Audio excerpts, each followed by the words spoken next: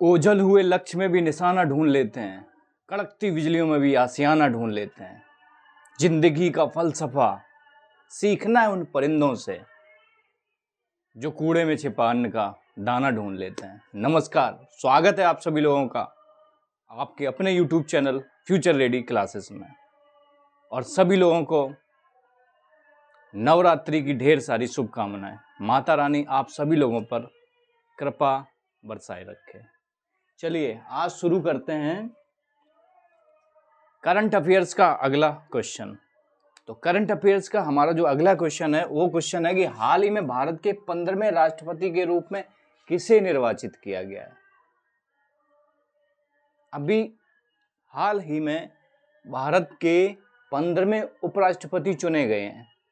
तो पूछा गया है कि वो उपराष्ट्रपति जो चुने गए उनका नाम क्या लॉर्ड स्वराज पाल है, या फिर बी सुदर्शन रेड्डी है, या फिर सौरभ गांगुली है, या फिर सीपी राधाकृष्णन है, या फिर शुभांशु शुक्ला है, या मोहनलाल विश्वनाथन नायर है।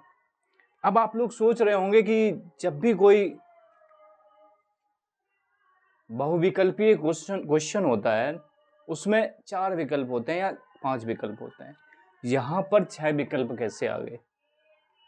देखिए यहाँ पर मैंने जानबूझकर 6 विकल्प रखे हुए हैं। क्यों? क्योंकि ये जो 6 नाम आपको दिखाई दे रहे हैं ये अपने आप में करंट का विषय बने हुए हैं, अपने आप में वैल्यूएबल नाम है और ये नाम चर्चा में बने हुए हैं इस समय।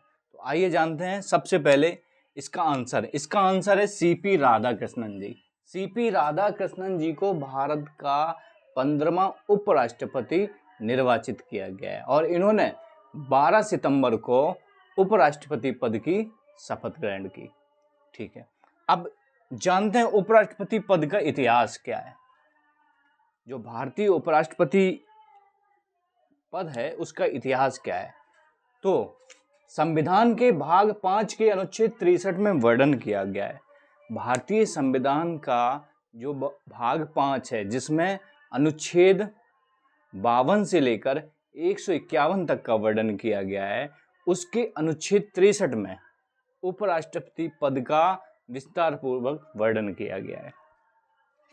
अमेरिकन उपराष्ट्रपति पद से प्रेरित है। भारतीय उपराष्ट्रपति पद अमेरिका के उपराष्ट्रपति पद से प्रेरित है। जब भारतीय संविधान लिखा जा रहा था, भारतीय संविधान बनाया जा रहा था, तो अमेरिका से न्यायिक पुनर्विलोकन की शक्तियां, सुप्रीम कोर्ट की शक्तियां, ठीक है, उपराष्ट्रपति पद ये अमेरिका के संविधान से ग्रहण किया गया है।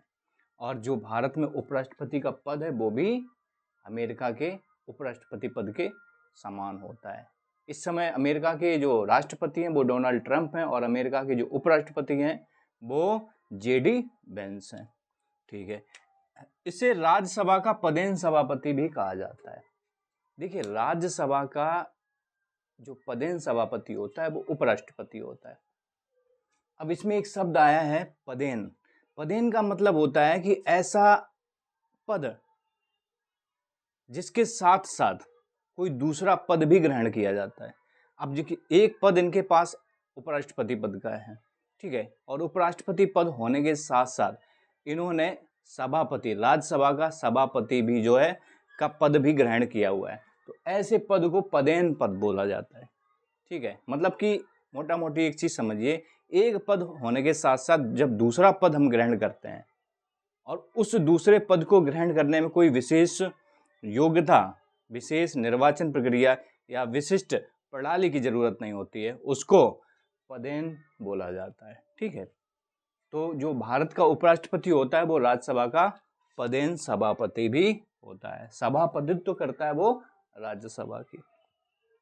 राष्ट्रपति का पद रिक्त होने पर कर्तव्य का निर्वहन करता है। ये जब राष्ट्रपति का पद रिक्त होता है किसी वजह से भी, अगर मान लीजिए भारत में राष्ट्रपति का पद खाली चल रहा है, तो उपराष्ट्रपति होते हुए राष्ट्रपति के जितनी भी कर्तव्य हैं उनका निर्वहन करेगा, वो भी कैसे? उपराष्ट्रपति होते हुए। ठीक है, अनुच्छेद 67A में उपराष्ट्रपति का त्याग पत्र दिया गया है। भारतीय संविधान के भाग 5 में जो अनुच्छेद 67A है उसमें उपराष्ट्रपति का त्याग पत्र वर्णित किया गया है, जिसमें बताया गया है कि अगर उपराष्ट्रपति को त्याग पत्र देना है तो बाकायदा लिखित रूप से नीचे अपने दस्तखत करके राष्ट्रपति को संबोधित करेगा और राष्ट्रपति को अपना त्याग पत्र प्रेषित करेगा। ठीक, भारत के अब जानते हैं भारत के प्रथम उपराष्ट्रपति कौन थे, उनका कार्यकाल क्या था। तो भारत के जो प्रथम उपराष्ट्रपति थे वो डॉक्टर सर्वपल्ली राधाकृष्णन जी थे। वो भी राधाकृष्णन जी थे, ये भी राधाकृष्णन जी हैं। ठीक है, तो उनका जो कार्यकाल था वो उनका कार्यकाल था 1952 से लेकर 1962 ईस्वी तक, जो भारत के प्रथम उपराष्ट्रपति थे। 1962 में वो राष्ट्रपति बने, डॉक्टर सर्वपल्ली राधाकृष्णन 1962 में राष्ट्रपति बने थे। ठीक है, उपराष्ट्रपति पद की चुनाव प्रणाली। अब जानते हैं उपराष्ट्रपति पद की चुनाव प्रणाली क्या होती है।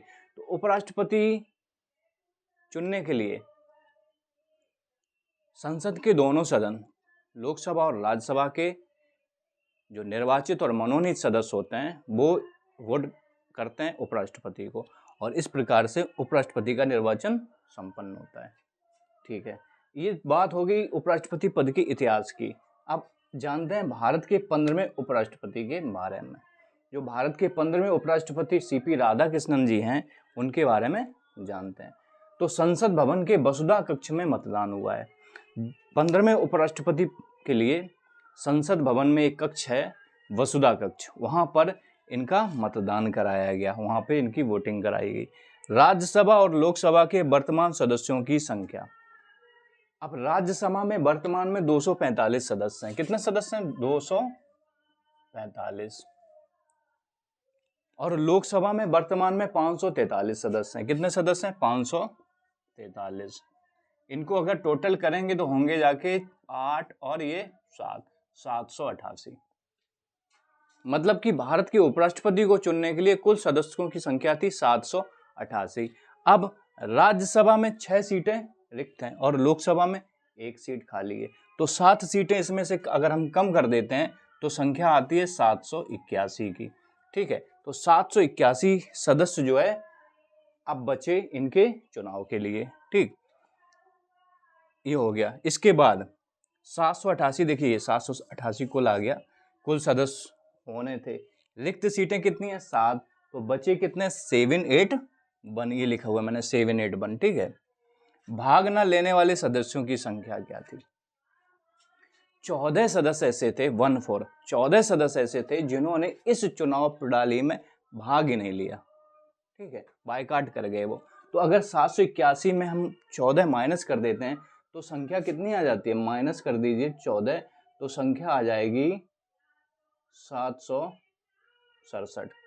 ठीक है, 767। अब 767 में अवैध मत कितने हुए? 767 लोगों ने अपने मताधिकार का प्रयोग किया उपराष्ट्रपति के चुनाव के लिए। अब उपराष्ट्रपति के चुनाव के लिए जब इतने लोगों ने अपने मताधिकार का प्रयोग किया तो उसमें से 15 मत अवैध पाए गए। ठीक है, तो इसमें से अगर हम 15 माइनस करते हैं, माइनस करिए 15, तो संख्या आ जाती है, कितनी आ जाती है? 752, 752। ठीक है, 752 लोगों के मत सही पाए गए। अब 752 लोगों के जब मत, कुल वैध मत हो गए 752।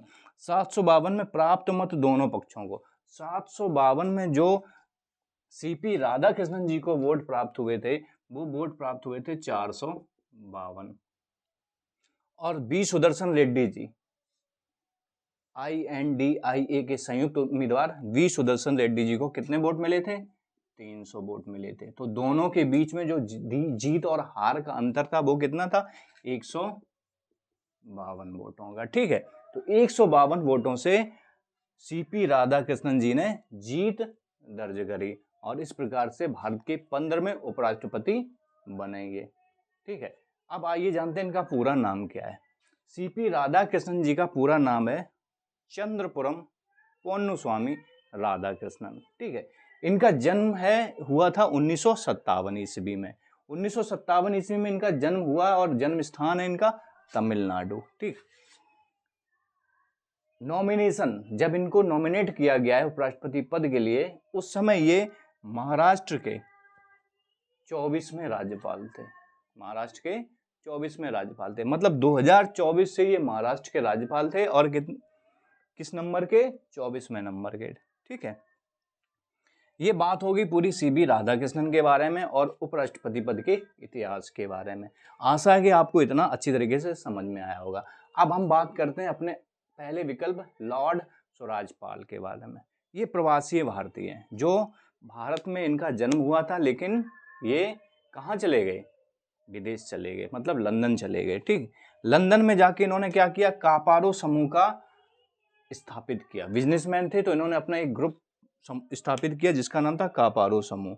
इनको पद्म भूषण दिया गया था, भारत सरकार की ओर से इनको पद्म भूषण दिया गया था। और ये चर्चा में इसलिए हैं क्योंकि इनका अभी हाल में ही 94 वर्ष की अवस्था में निधन हो गया।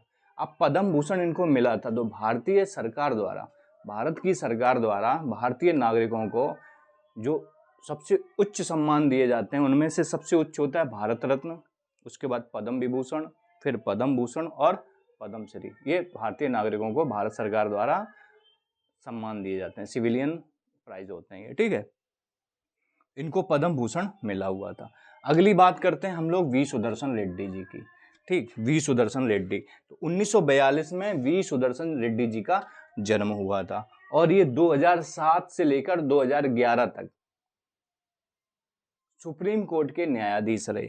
ठीक है, INDIA के संयुक्त उम्मीदवार थे। एनडीए की ओर से सीपी राधाकृष्णन जी थे। ठीक है, और INDIA के संयुक्त उम्मीदवार के तौर पर वी सुदर्शन रेड्डी जी को नॉमिनेट किया गया था। अब बात करते हैं सौरव गांगुली की। तो सौरव गांगुली जो है पूर्व भारतीय क्रिकेटर, भारतीय क्रिकेट टीम के पूर्व कप्तान, पूर्व BCCI अध्यक्ष। ये चर्चा में इसलिए हैं क्योंकि इनको दक्षिण अफ्रीका मतलब साउथ अफ्रीका की जो 20 टीम है प्रिटोरिया कैपिटल्स, कौन सी? प्रिटोरिया कैपिटल्स, उसका कोच नियुक्त किया गया है। और जो प्रिटोरिया कैपिटल्स टीम है उसका स्वामित्व भारत की GMR स्पोर्ट्स के पास है। तो इस प्रकार से सौरव गांगुली जी चर्चा में क्योंकि ये प्रिटोरिया कैपिटल्स के कप्तान बनाए गए हैं। अगला नाम आता है CP राधाकृष्णन हो गया, अगला नाम आता है शुभांशु शुक्ला का। शुभांशु शुक्ला जी को कौन नहीं जानता होगा, आपने भी जो है कई बार इनका नाम सुना होगा। ये अंतरिक्ष यात्री, शुभांशु शुक्ला जी क्या है? अंतरिक्ष यात्री। ठीक है, और लखनऊ के रहने वाले ये, इन्होंने 18 दिन तक अंतरिक्ष में बिताए और 300 से अधिक बार इन्होंने पृथ्वी की परिक्रमा करी। जब ये लखनऊ आए तो इनका सम्मान किया गया योगी गवर्नमेंट द्वारा, उत्तर प्रदेश सरकार द्वारा। और उत्तर प्रदेश सरकार ने वहीं पर एक घोषणा करी कि हम शुभांशु शुक्ला के नाम पर छात्रवृत्ति शुरू करेंगे, स्कॉलरशिप शुरू करेंगे, इसलिए शुभांशु शुक्ला जी चर्चा में रहे। ठीक है, अगला नाम आता है मोहनलाल विश्वनाथ नायर का। ये पेपर में निश्चित आएगा, ये आप लिख के रख लो, इसकी गारंटी मैं दे रहा हूँ। मोहनलाल विश्वनाथन नायर, ये नाम इसलिए चर्चा में है क्योंकि इनको 2023 का दादा साहेब फाल्के पुरस्कार दिया गया है। ये मलयालम एक्टर हैं। कौन एक्टर है? मलयालम एक्टर हैं। इन्होंने 350 से भी ज़्यादा, 350 से भी ज़्यादा फिल्मों में काम किया हुआ है और भारत सरकार ने इनको 2023 का दादा साहेब फाल्के पुरस्कार देने का निर्णय लिया है। ठीक है, अब दादा साहब फाल्के पुरस्कार जो है भारत सरकार द्वारा दिया जाता है फिल्मों के क्षेत्र में, सर्वोच्च पुरस्कार है ये। इसकी शुरुआत 1969 में की गई और 1969 में सबसे पहले ये पुरस्कार अभिनेत्री देविका रानी को दिया गया था। ठीक, तो इस प्रकार से मोहनलाल विश्वनाथन नायर जी चर्चा में बने हुए हैं। सौरव गांगुली जी, वी सुदर्शन रेड्डी, शुभांशु शुक्ला, लॉर्ड स्वराजपाल और 15वें उपराष्ट्रपति CP राधाकृष्णन जी, ये करंट में बने हुए हैं। ठीक है, आशा करते हैं आपको ये वीडियो, ये जानकारी अच्छी तरीके से समझ में आई होगी। और अगर वीडियो अच्छा लगा, जानकारी अच्छी लगी तो प्लीज़ वीडियो को सब्सक्राइब कीजिए, उसको लाइक कीजिए, हमेशा की तरह कमेंट कीजिए। ठीक है, और इसी के साथ खुश रहिए, मस्त रहिए, एंजॉय करिए। नमस्कार, जय हिंद।